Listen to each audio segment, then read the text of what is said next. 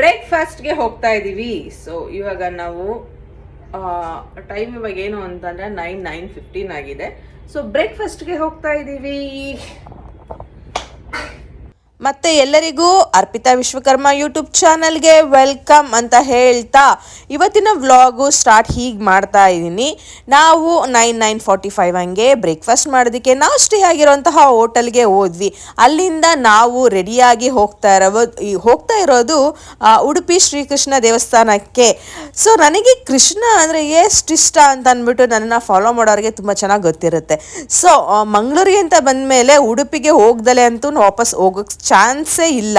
ನನ್ನ ಮುದ್ದು ಕೃಷ್ಣನ ನೋಡೋದಕ್ಕೆ ಅಂತ ಅಂದ್ಬಿಟ್ಟು ನಾವು ಉಡುಪಿಗೆ ಹೋದ್ವಿ. ಬಟ್ ಉಡುಪಿನಲ್ಲಿ ಇಲ್ರಿ ಎಷ್ಟು ಸೆಕೆ ಇರುತ್ತೆ. ಬಟ್ ದೇವಸ್ಥಾನ ನನಗಂತೂ ಖಾಲಿ ಇತ್ತು ರೀ. ಅದೇನೋ ಗೊತ್ತಿಲ್ಲ. ನಮ್ಮನೆಯವರು ಅವಾಗ ಬರ್ತಾ ಇರ್ತಾರೆ. ಸೊ ಬಂದಾಗೆಲ್ಲ ಹೇಳ್ತಾ ಇರ್ತಾರೆ ತುಂಬ ರಶ್ ಇರುತ್ತೆ ಅರ್ಪಿತಾ ಅಂತ ಅಂದ್ಬಿಟ್ಟು. ಬಟ್ ಇವತ್ತಂತೂ ನಾನು 2 ಸಲ 3 ಸಲ 4 ಸಲ ದರ್ಶನ ಮಾಡಿದೆ. ಪದೇ ಕ್ಯೂನಲ್ಲಿ ನಿಂತ್ಕೊಂಡು ದರ್ಶನ ಮಾಡಿದೆ ಅಂತಲೇ ಹೇಳಬಹುದು. ಸೊ ಒಳಗಡೆ ಈ ರೀತಿನಲ್ಲಿದೆ ದೇವಸ್ಥಾನ. ನಿಮಗೆ ಗೊತ್ತಿರ್ಬೋದು, ಅಂದರೆ ಕಿಟಕಿನಲ್ಲಿ ಆ ದೇವರನ್ನ ನೋಡೋ ಅಂಥದ್ದು. ನಾನು ಸ್ವಲ್ಪ ಕುತ್ಕೊಂಡು ಧ್ಯಾನ ಮಾಡಿ ಕೃಷ್ಣ ಹತ್ರ ತುಂಬ ಪರ್ಸನಲ್ ವಿಷಯಗಳನ್ನ ಕೃಷ್ಣ ಹತ್ರ ಶೇರ್ ಮಾಡ್ಕೊಂಡೆ ಅಂತಾನೆ ಹೇಳಬಹುದು. ಸೊ ನಾನು ಕೃಷ್ಣನ ಭಕ್ತಿಯಿಂದ ಎಲ್ಲ ಮಮತೆಯಿಂದ ನೋಡ್ತೀನಿ ಅಂತ ಹೇಳ್ತಾ ಸೊ ಇಲ್ಲಿಂದ ನಾವು ಭೋಜನಾಲಯಕ್ಕೆ ಹೊರಟ್ವಿ. ಕೃಷ್ಣ ದೇವಸ್ಥಾನ ಉಡುಪಿನಲ್ಲೂ ಸಹ ಮಧ್ಯಾಹ್ನದ ಊಟನ ಕೊಡೋದು ನಾರ್ಮಲ್ ಪ್ರತೀತಿ ಇದೆ. ಸೊ ಹಾಗಾಗಿ ಮಧ್ಯಾಹ್ನ ಊಟಕ್ಕೆ ಅಂತ ಅಂದ್ಬಿಟ್ಟು ನಾವು ಅಲ್ಲಿಗೆ ಡೈರೆಕ್ಟಾಗಿ ಹೋದ್ವಿ. ಸೊ ಇಲ್ಲಿ ನೀವು ನೋಡೋ ಹಾಗೆ ದೇವಸ್ಥಾನದಲ್ಲಿ ಕೊಡುವಂತಹ ಪ್ರಸಾದ ಆಗಿರ್ಬೋದು, ಈ ಭೋಜನ ಶಾಲೆಯಲ್ಲಿ ಕೊಡುವಂಥ ಊಟ ಆಗಿರ್ಬೋದು, ಎಷ್ಟು ಅದ್ಭುತವಾಗಿರುತ್ತೆ ಅಂದರೆ ಎಷ್ಟು ರುಚಿಯಾಗಿರುತ್ತೆ ಅಲ್ಲ. ಇದನ್ನು ನೋಡಿ, ಇದು ಉಡುಪಿ ದೇವಸ್ಥಾನದ ಒಳ ನೋಟ ಅಂತಲೇ ಹೇಳಬಹುದು. ಇಲ್ಲಿ ಯಾರನ್ನೂ ಹೋಗಲಿಕ್ಕೆ ಬಿಡೋದಿಲ್ಲ. ಸಾಮಾನ್ಯವಾಗಿ ಏನಾದರೂ ಸ್ಪೆಷಲ್ ಡೇಸಲ್ಲಿದ್ದರೆ ಮಾತ್ರ ಬಿಡಬಹುದೇನೋ. ಸೊ ನಾವು ಹೋಗ್ಬೇಕಾದ್ರೆ ಒಳಗಡೆಯಿಂದ ಈ ಥರ ಗ್ರಿಲ್ಲಿಂದ ನೋಡೋ ಅಂಥದ್ದು ಪ್ರತಿ ಸಲ ಬಂದಾಗಲೂ ಹೀಗೆ ನೋಡ್ತೀವಿ ಅದನ್ನು. ಸೊ ಅಲ್ಲಿಂದ ನಾವು ಊಟಕ್ಕೆ ಹೋಗಿ ಊಟಕ್ಕೆ ಕುತ್ಕೊಂಡ್ವಿ. ಒಂದು ಸ್ಪೆಷಲ್ ಏನು ಅಂತಂದರೆ ದೇವಸ್ಥಾನದಲ್ಲಿ ಆರವೇ ಸಹ ಊಟ ಮಾಡೋದಕ್ಕೆ ಬಿಡ್ತಾ ಇದ್ದೀವಿ. ಸೊ ಚಲ್ಕೊಂಡ್ರೂ ಪರವಾಗಿಲ್ಲ, ಅವನು ಊಟ ಮಾಡೋದು ಕಲೀಲಿ ಅಂತ ಅಂದ್ಬಿಟ್ಟು ಆರವನ್ನೇ ಸಹ ಊಟ ಮಾಡೋದಕ್ಕೆ ಬಿಡ್ತಾ ಇದ್ವಿ. ಸೊ ಇಲ್ಲಿಂದ ನಾವು ಸ್ವಲ್ಪ ಪರ್ಚೇಸ್ ಮಾಡೋಣ ಏನಾದರೂ ಅಂತ ಅಂದ್ಕೊಂಡ್ಬಂದ್ವಿ. ಕೃಷ್ಣನ ಮೂರ್ತಿ ತಗೊಳ್ಳೋಣ ಅಂದರೆ ಅಲ್ಲಿರೋಂತಹ ಅಂದರೆ ಕೋಲು ಹಿಡ್ಕೊಂಡಿರೋಂತಹ ಬಾಲಕೃಷ್ಣನ ಫೋಟೋಸು ಅಥವಾ ಏನಾದ್ರು ಐಡಲ್ನ ಈ ರೀತಿನಲ್ಲಿ ಕೃಷ್ಣ ಒಳಗಡೆ ಇರೋವಂಥದ್ದು. ಸೊ ನಾನು ಈ ರೀತಿ ಒಂದು ಸ್ಟ್ಯಾಂಡಲ್ಲಿರುವಂತಹ ಕೃಷ್ಣನ ಫೋಟೋನ ತಗೊಂಡೆ ಅಂತಲೇ ಹೇಳಬಹುದು. ತುಂಬ ಚೆನ್ನಾಗಿತ್ತು. ಮತ್ತು ನಾನಿಲ್ಲಿ ತುಳಸಿದು ಮಾಲೆ ಅಂತ ಹೇಳ್ತಾರೆ ಇದಕ್ಕೆ. ನೀವು ನೋಡಿರ್ಬೋದು ತುಂಬ ಜನ ಹಾಕೊಳ್ಳೋ ಅಂಥದ್ದು. ಸೊ ಹಾಗಾಗಿ ನಾನು ಇದನ್ನ ಪರ್ಚೇಸ್ ಇಲ್ಲೇ ಮಾಡಿದೆ. ತುಂಬ ಖುಷಿ ಆಯಿತು ನನಗೆ ಇದನ್ನ ಪರ್ಚೇಸ್ ಮಾಡಿದ್ದು. ತುಂಬಾ ಖುಷಿ ಆಯ್ತು ಅಂತ, ಸಿಕ್ಕಾಪಟ್ಟೆ ಖುಷಿ ಆಯ್ತು ಅಂತಲೇ ಹೇಳಬಹುದು. ಸೊ ಇಲ್ಲಿ ಕೃಷ್ಣನ ಮೂರ್ತಿ ನೋಡ್ರಿ ಎಷ್ಟು ಗ್ರ್ಯಾಂಡ್ ಆಗಿದೆ, ಎಷ್ಟು ಚೆನ್ನಾಗಿದೆ. ನನ್ನ ಮನೆಯಲ್ಲೂ ಕೃಷ್ಣನ ನಾನು ಇಟ್ಟಿದ್ದೀನಿ, ನೀವು ನೋಡಿರಬಹುದು. ನೀವು ಆಲ್ರೆಡಿ ಗೊತ್ತಿರುತ್ತೆ ತುಂಬ ಜನಕ್ಕೆ. ಸೊ ಇಲ್ಲಿನ ಕೃಷ್ಣಗಳು ಸಹ ತುಂಬ ಚೆನ್ನಾಗಿ ಕಾಣಿಸ್ತಾ ಇತ್ತು. ಸೊ ಅದನ್ನೆಲ್ಲದನ್ನು ನೋಡ್ತಾ ಹೊರಟು ಎಷ್ಟು ಬಿಸಿಲಿರುತ್ತೆ ಅಂತಂದರೆ, ಆದರೆ ಸ್ಪೆಷಲ್ ಏನಪ್ಪ ಅಂತಂದರೆ ಇಲ್ಲಿ ನಮ್ಗೆ ಎಷ್ಟೇ ಬಿಸಿಲಿದ್ರು ಟ್ಯಾನ್ ಆಗಲ್ಲ ರೀ ಫೇಸು. ತುಂಬ ಸ್ವೆಟ್ ಆಗ್ತಾ ಇರ್ತೀವಿ, ಆದರೆ ಟ್ಯಾನ್ ಮಾತ್ರ ಆಗೋದಿಲ್ಲ. ಅದೇ ಸ್ಪೆಷಾಲಿಟಿ. ಮರಳು ಅಂದರೆ ಸಮುದ್ರ ಪಕ್ಕ ಇರೋದ್ರಿಂದ ಸ್ವಲ್ಪ ಹೀಟ್ ಫೀಲ್ ಆಗುತ್ತೆ ಅಷ್ಟೇ. ಸೊ ನೀವು ನೋಡ್ಬೋದು ಆ ಕೃಷ್ಣನ ದೇವಸ್ಥಾನದ ಮುಂದೆ ಚಂದ್ರಮೌಳೇಶ್ವರ ದೇವಸ್ಥಾನ ಸಹ ಇದೆ. ಸೊ ಇಲ್ಲಿ ಕಟ್ಟಿರುವಂತಹ ದೇವಸ್ಥಾನದ ಗರ್ಭಗುಡಿಗಳು ಯಾವ ರೀತಿ ವಿಭಿನ್ನವಾಗಿರುತ್ತೆ ಅಂತ ಅಂದ್ಬಿಟ್ಟು ನೀವಿಲ್ಲಿ ನೋಡಬಹುದು. ಸೊ ಇಲ್ಲಿಂದ ನಾವು ಹೊರಟಿದ್ದು ಮಲ್ಪೆ ಬೀಚಿಗೆ. ಸೊ ಮೊದಲೇ ಪ್ಲಾನ್ ಪ್ರಕಾರನೇ ನಾವು ಹೋಗ್ತಾ ಇದ್ವಿ ಅಂತಾನೆ ಹೇಳಬಹುದು. ಇಲ್ಲಿಂದ ಮಲ್ಪೆ ಬೀಚಿಗೆ ಹೋದ್ವಿ. ತುಂಬ ಬಿಸಿಲು ಆಗ್ತಾ ಇತ್ತು, ಶೆಕೆ ಸಹ ತುಂಬಾನೇ ಆಗ್ತಾ ಇತ್ತು.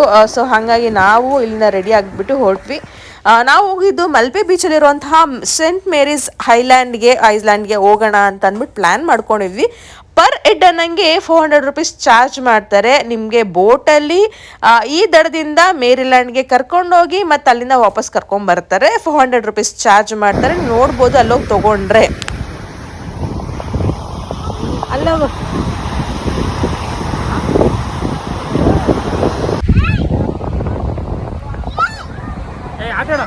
ಈ ಗಾಗಲು 100 ರೂಪೀಸ್ ನಾನು ಕೊಡಿಸಿದ್ದು.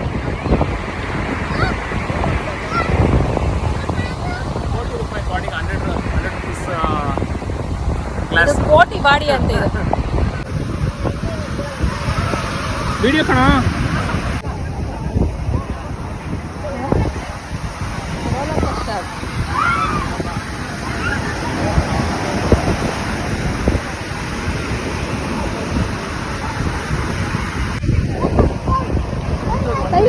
ಕೊಡುವ ಅದೆಲ್ಲ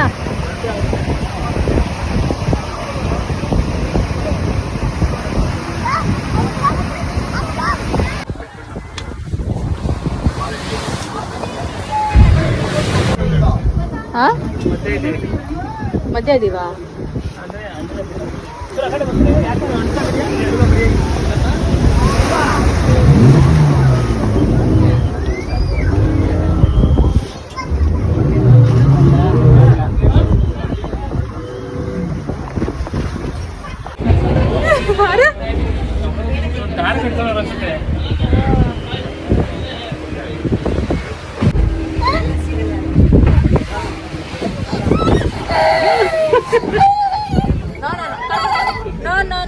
No. ಇಲ್ಲ.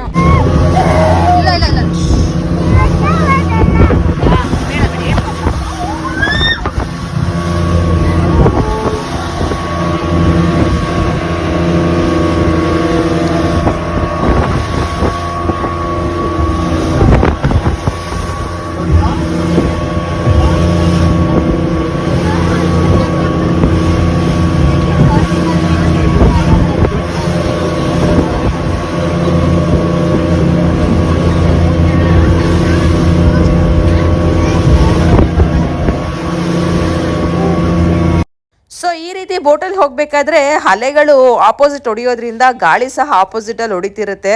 ಸೊ ಹಾಗಾಗಿ ನೀರು ಹೆಚ್ಚಿ ನಮ್ಮ ಫೇಸ್ ಮೇಲೆಲ್ಲ ಬೀಳ್ತಾ ಇರುತ್ತೆ. ಆರವಂತೂ ತುಂಬ ಹೆದರ್ಕೊಂಡ್ಬಿಟ್ಟಿದ್ದ. ಸೊ ನನಗೂ ಸ್ವಲ್ಪ ಪುಕ್ಕ ಅಂತ ಅಂತು. ಬಟ್ ಆದ್ರೂ ಎಕ್ಸ್ಪೀರಿಯೆನ್ಸ್ ಮಾತ್ರ ತುಂಬಾ ಚೆನ್ನಾಗಿತ್ತು. ನಾನು ನೀರಂದರೆ ಮೊದಲೇ ಭಯ, ನಿಮ್ಗೆ ಗೊತ್ತಿರೋ ಅಂಥದ್ದು. ಬಟ್ ಆದ್ರೂ ಧೈರ್ಯ ಮಾಡಿ ಹೋಗ್ಬಿಡೋಣ, ನೋಡೇ ಬಿಡೋಣ ಅಂತ ಅಂದ್ಬಿಟ್ಟು ಹೊರಟಿದ್ದು. ಸೇಫ್ಟಿಯಾಗಿ ಕರ್ಕೊಂಡು ಹೋದ್ರು. ಸೇಫ್ಟಿ ಮೆಷರ್ಸ್ ಅಂತ ಅಂದ್ಬಿಟ್ಟು ನಿಮಗೆ ಲೈಕ್ ಅದು ಬ್ಲೇಸರ್ಸ್ ಅದೇನಿರುತ್ತಲ್ಲ ವಾಟರ್ಗೆ ಏನು ಹೇಳ್ತಾರೆ ಅದಕ್ಕೆ, ಸೊ ಲೈಫ್ ಜಾಕೆಟ್ಸ್ನೆಲ್ಲ ಕೊಟ್ಟು ಹಾಕ್ಸಿದ್ರು. ಹಾಕಿ ಕುತ್ಕೊಂಡಿರೋ ಅಂಥದ್ದು ತುಂಬ ಚೆನ್ನಾಗಿ ಆರಾಮಾಗಿ ಈಸಿಯಾಗಿ ಕರ್ಕೊಂಡು ಹೋದ್ರು.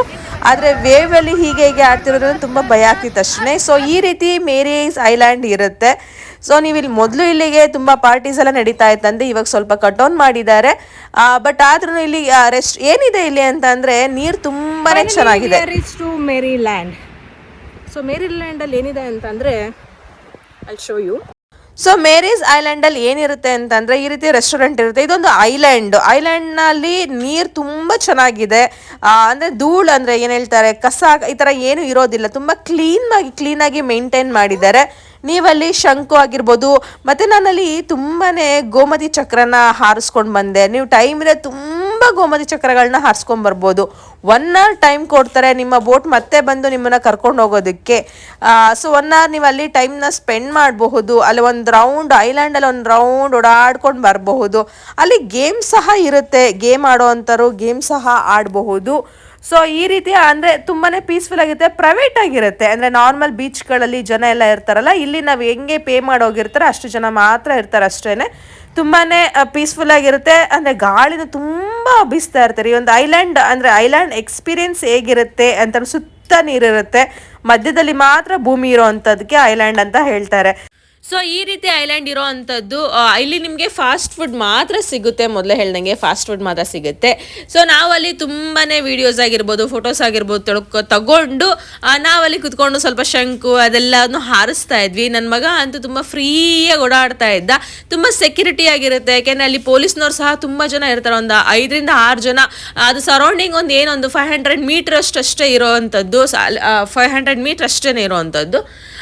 ಸೊ ಅಲ್ಲಿ ಪೊಲೀಸ್ ಸಹ ನಿಮಗೆ ಇರ್ತಾರೆ. ಸೆಕ್ಯೂರಿಟಿಗೆ ಯಾವುದೇ ರೀತಿ ತೊಂದರೆ ಇರೋದಿಲ್ಲ.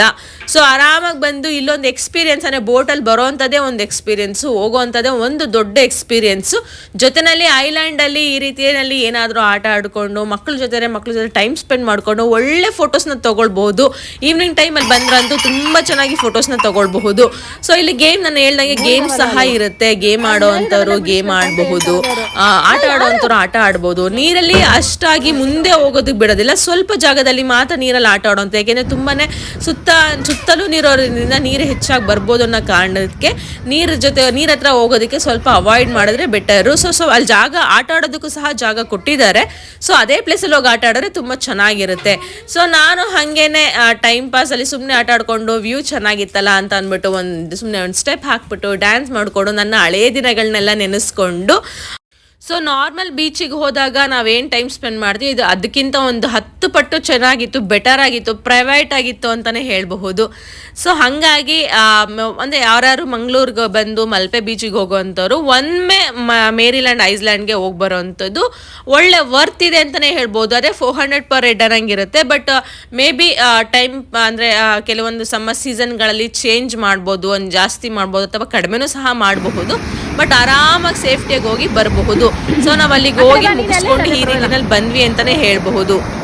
ಸೊ ಹೋಗಿ ಬಂದು ನಾವು ಈ ಸೈಡಲ್ಲಿ ಆರೋನ ನಿಲ್ಲಿಸಿ ಸನ್ಸೆಟ್ ಟೈಮಲ್ಲಿ ಅವನು ಆಟ ಆಡ್ತಾ ಇದ್ದ. ತುಂಬ ಚೆನ್ನಾಗಿತ್ತು, ವ್ಯೂನ ಕುತ್ಕೊಂಡು ನೋಡೋದಕ್ಕೆ ಚಂದ, ನೀರಲ್ಲಿ ಆಟ ಆಡೋದಕ್ಕಿಂತ. ಸೊ ಆರವಂತೂ ಫುಲ್ಲು ಆಟ ಆಡ್ತಾ ಇದ್ದ, ಬಟ್ ನಾವು ಕುತ್ಕೊಂಡು ನೋಡ್ತಾ ಇದ್ವಿ. ತುಂಬ ಚೆನ್ನಾಗಿತ್ತು ದೃಶ್ಯ ಅಂತಲೇ ಹೇಳ್ಬೋದು. ಬಟ್ ಇಲ್ಲಿಂದ ನಾವು ಒಂದು ಒಳ್ಳೆ ಪ್ಲೇಸಿಗೆ ಹೋದ್ವಿ. ಈಗ ಓಪನ್ ಆಗಿರೋವಂಥದ್ದು, ಈಗ ನಡೀತಾ ಇರೋವಂಥದ್ದು ಹೊಸ ಮಾರಿಗುಡಿ ಟೆಂಪಲ್ಗೆ, ಮಂಗಳೂರಲ್ಲಿ ಅಂದರೆ ಕಾಪು ಬೀಚ್ ಹತ್ರ ಇರೋ ಕಾಪು ಜಾಗದಲ್ಲಿರುವಂತಹ ಮಾರಿಗುಡಿ ಟೆಂಪಲ್ಗೆ ನಾವು ಹೋದ್ವಿ.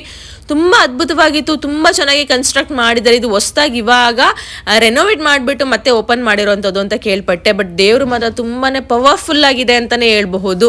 ಸೊ ಮಾರಿಗುಡಿನಲ್ಲಿ ಮಾರಿಯಮ್ಮಂಗೆ ಸ್ವಲ್ಪ ನಮಸ್ಕಾರ ಮಾಡಿಕೊಂಡು ಇಲ್ಲಿ ನೋಡಿ ಕೊಡುವಂಥ ಪ್ರಸಾದ ಹೊಂಬಾಳೆ ಜೊತೆಗೆ ಗಂಧದ ಪುಡಿಯನ್ನು ಕೊಡ್ತಾರೆ. ಸೊ ಅಲ್ಲಿದ್ದು ಮಾಡಿಕೊಂಡು ದೇವಸ್ಥಾನದಲ್ಲೇ ಸಹ ಅನ್ನಪ್ರಸಾದ ಇತ್ತು. ತುಂಬ ಚೆನ್ನಾಗಿತ್ತು ಊಟ. ಯಾಕೆ ಅಂತಂದರೆ ಇಲ್ಲಿ ಹೊರಗಡೆ ನಾವು ಎಷ್ಟು ಊಟ ಮಾಡ್ತಾ ಇದ್ವಿ, ಬಟ್ ದೇವಸ್ಥಾನದಲ್ಲಿ ಸಿಗುವಂತಹ ಪ್ರಸಾದ ತುಂಬ ಚೆನ್ನಾಗಿರುತ್ತೆ. ಮಾತ್ರ ಇಲ್ಲಿ ಯಾವುದೇ ದೇವಸ್ಥಾನಕ್ಕೆ ಹೋದ್ರೂ ಅಷ್ಟೇ ತುಂಬ ಚೆನ್ನಾಗಿ ದೇವಸ್ಥಾನದಲ್ಲಿ ಕೊಡುವಂಥ ಪ್ರಸಾದ ಚೆನ್ನಾಗಿರುತ್ತೆ. ಸೊ ನಾವು ಸಹ ಪ್ರಸಾದ ತಗೊಂಡು ತಿಂದ್ವಿ. ಹೊಟ್ಟೆ ತುಂಬ ಆರಾಮಾಗಿ ಟೇಸ್ಟಿಯಾಗಿರೋದ್ರಿಂದ ತುಂಬ ಚೆನ್ನಾಗಿ ಊಟ ಮಾಡಿದ್ವಿ ಅಂತಲೇ ಹೇಳಬಹುದು. ಆರವ್ ತುಂಬ ಚೆನ್ನಾಗಿ ಇಲ್ಲಿ ಊಟ ಮಾಡ್ದ. ಇದನ್ನ ಮುಗಿಸ್ಕೊಂಡು ಮತ್ತೆ ನೈಟು ನಾವು ರೂಮ್ಗೆ ಹೋದ್ವಿ. ರೂಮ್ಗೆ ಹೋಗಿ ಸ್ವಲ್ಪ ಸ್ನ್ಯಾಕ್ಸ್ ಮಾತ್ರ ತಗೊಂಡು ಆರವಿಗೆ ತಿನ್ನಿಸ್ಕೊಂಡು ಇದು ಗುರುವಾರ ಆಗಿರೋದ್ರಿಂದ ಕಂಪ್ಲೀಟಾಗಿ ವೆಜ್ಜಲ್ಲೇ ನಾವು ಸ್ನ್ಯಾಕ್ಸ್ನ ತಗೊಂಡು ತಿಂದ್ಬಿಟ್ಟು ಮಲಗಿದ್ವಿ ಅಂತ ಹೇಳ್ತಾ ಇವತ್ತಿನ ದಿನ ಕಂಪ್ಲೀಟಾಗಿ ಹೀಗೆ ಮುಗೀತು ಅಂತ ಹೇಳ್ತಾ ನನ್ನ ಯೂಟ್ಯೂಬ್ ಚಾನಲ್ಗೆ ಸಬ್ಸ್ಕ್ರೈಬ್ ಮಾಡಿರಿ, ಮರಿಬೇಡಿ ದಯವಿಟ್ಟು. ವ್ಯೂಸ್ ತುಂಬ ಬೇಕು ನನಗೆ. ಸೊ ಲೈಕ್ ಮಾಡಿ, ಶೇರ್ ಮಾಡಿ, ಕಮೆಂಟ್ ಮಾಡಿ. I love you all. Take care. Tata, bye bye.